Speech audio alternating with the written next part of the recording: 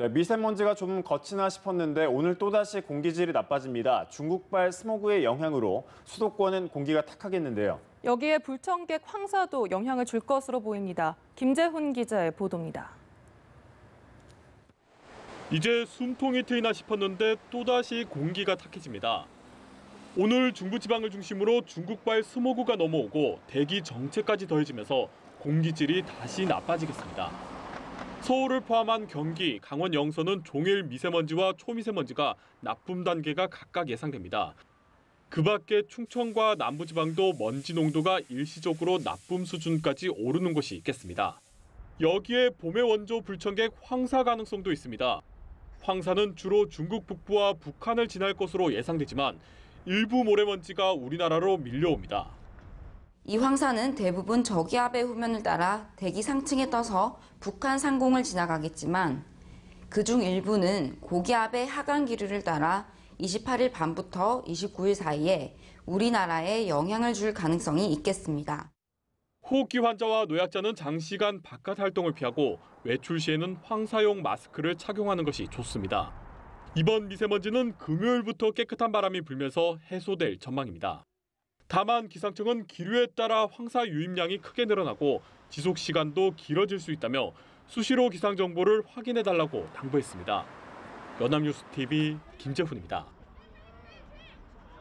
네, 이렇게 한반도를 뒤덮은 중국발 미세먼지 속에 사람의 건강을 위협하는 고농도 오존도 상당량이 포함되어 있다는 연구 결과가 나왔습니다.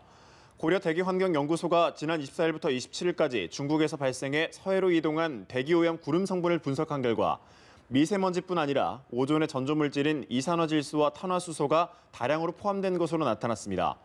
오존에 반복적으로 노출되면 피부가 따갑고 가슴 통증, 기침, 메스꺼움 등을 일으킬 수 있으며 어린이나 노약자에게 특히 치명적입니다.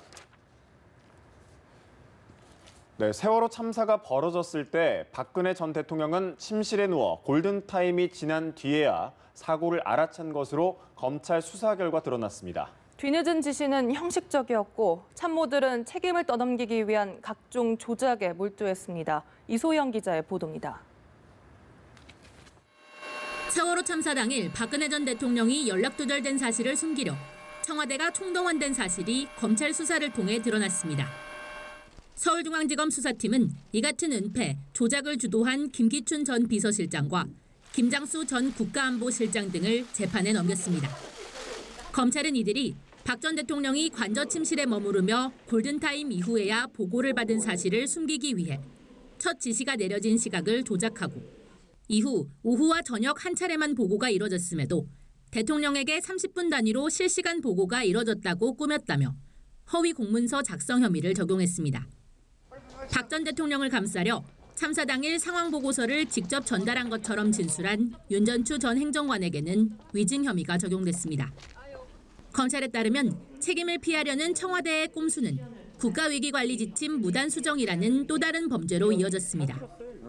청와대가 재난 컨트롤 타워가 아니라고 주장했다가 문제가 되자 국조특위 직전 근거가 된 지침을 몰래 고쳤다는 겁니다. 검찰은 이를 주도한 김관진 전 실장도 재판에 넘기는 한편 미국에 머무는 김규현 전 차장에 대해서는 인터폴 적색 수배를 내렸습니다. 다만 검찰은 이들이 허위 보고서 작성이나 위증에 대해 지시를 받거나 보고를 하지는 않은 것으로 보고 이번 기소 대상에서 박 전 대통령은 제외했습니다. 연합뉴스TV 이소영입니다. 네, 세월호 참사 발생 소식을 듣고도 어찌할 바를 몰랐던 박근혜 전 대통령에게 비선 실세 최순실 씨는 유일한 희망의 끈이었습니다.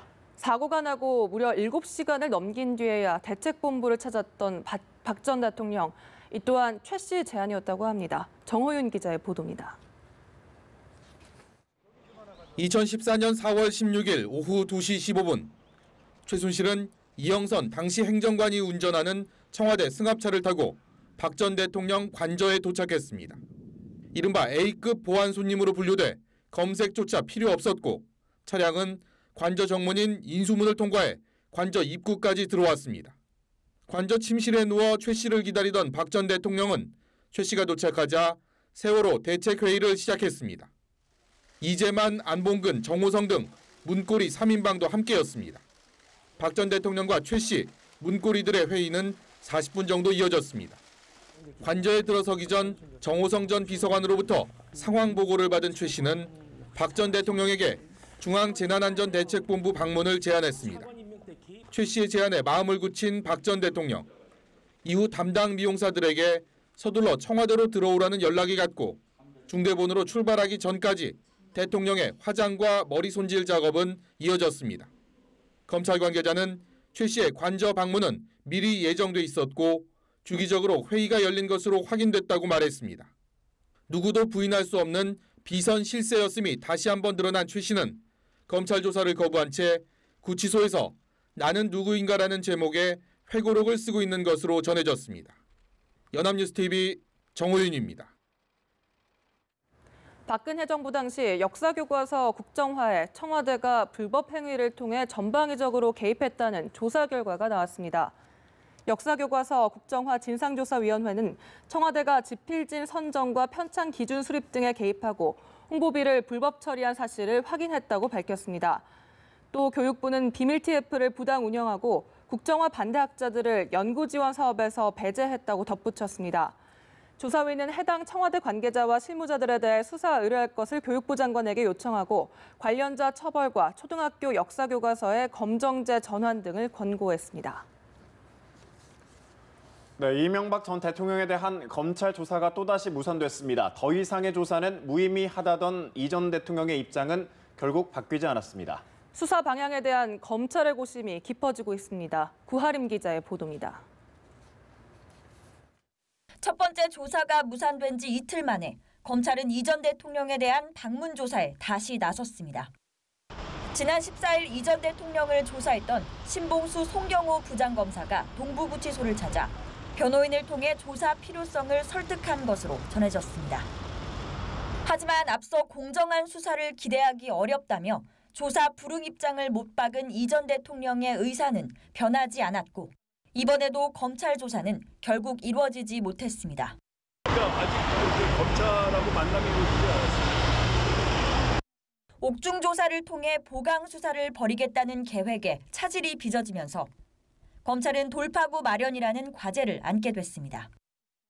이 전 대통령이 진술 거부권을 갖는 만큼 조사를 강요할 수는 없어 추가 조사 가능성이 매우 희박해진 상황에서 주변인 조사로 방향을 돌릴지 아니면 기소 시점을 앞당겨 공소 유지에 주력할지 갈림길에 서게 된 겁니다.